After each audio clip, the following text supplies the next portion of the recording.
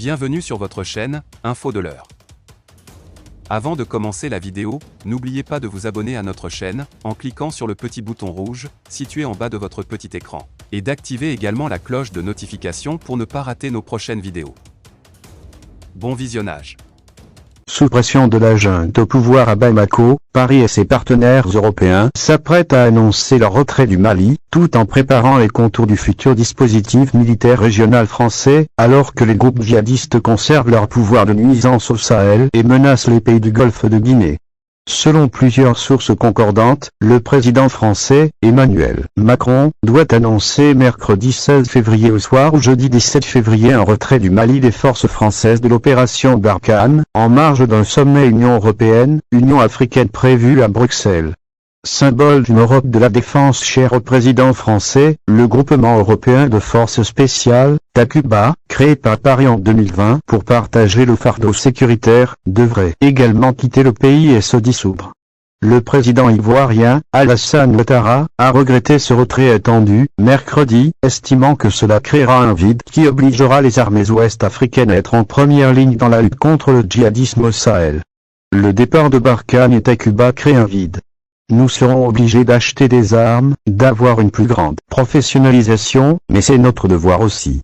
Les armées nationales doivent régler les problèmes sur nos territoires nationaux et c'est cela notre philosophie, a affirmé M. Ouattara dans un entretien à RFI et France 24. Lire aussi le retrait des troupes françaises au Mali, se précise un mini-sommet à Paris avec les chefs d'État de pays sahéliens, Niger, Tchad et Mauritanie, et de plusieurs pays d'Afrique de l'Ouest doit avoir lieu avant des annonces, a insisté mardi le porte-parole du gouvernement français, Gabriel Attal.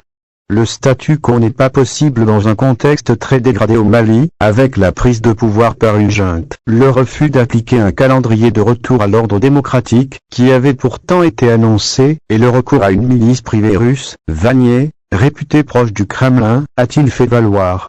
Environ 300 soldats français au Sahel, c'est impossible de continuer dans ces conditions, tous les autres alliés pensent la même chose, confiait dès samedi à la presse le ministre de la Défense estonien, Kalle Laanne.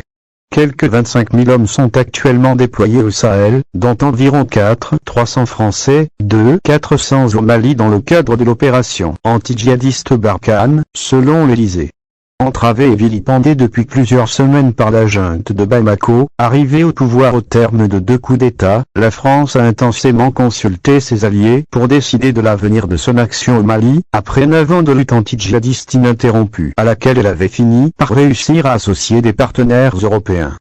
Aujourd'hui, les Européens de Takuba, comme les partenaires britanniques et américains, qui contribuent à l'effort au Mali, semblent avoir surmonté certains désaccords, en particulier sur le risque de laisser le champ libre à l'influence russe au Mali, selon plusieurs sources proches du dossier interrogées par l'agence France Presse, AFP.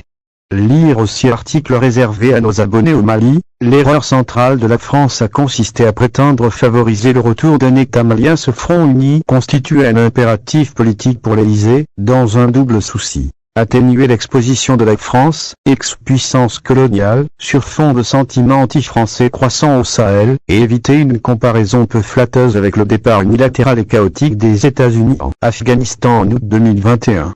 Poursuivre la lutte anti-djihadiste. Selon une source française proche de l'Élysée, la France a promis de coordonner son retrait avec la mission des Nations Unies, ONU, au Mali et la mission de formation de l'Union européenne au Mali, EUPM, qui continueront de bénéficier d'un soutien aérien et médical français sur place, avant le transfert ultérieur de ces moyens. En revanche, le vrai game changer changement de cap, c'est que du jour au lendemain les forces armées maliennes seront privées de notre appui aérien, ce qui pose un risque de vide sécuritaire, insiste cette source à l'AFP.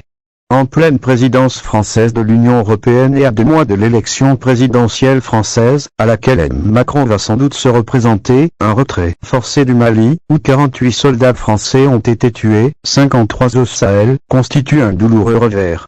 Lire aussi l'article réservé à nos abonnés Mali. Le Premier ministre s'en prend aux soldats de l'opération Barkhane, qualifiés de mercenaires. Paris compte toutefois poursuivre la lutte anti-djihadiste dans la région, où les mouvements affiliés à Al-Qaïda ou au groupe État islamique ont conservé un fort pouvoir de nuisance malgré l'élimination de nombreux chefs. Nous avons besoin de réinventer notre partenariat militaire avec ces pays, selon la présidence française. Il ne s'agit pas de déplacer ce qui se fait au Mali ailleurs, mais de renforcer ce qu'on fait au Niger et de soutenir davantage le flanc sud. Vers d'autres pays d'Afrique de l'Ouest. La ministre des Armées, Florence Parly, s'est rendue à Niamey au début de février pour s'entretenir avec le président nigérien, Mohamed Bazoum, alors que le Niger héberge déjà une base aérienne française. Paris ambitionne par ailleurs de proposer ses services à d'autres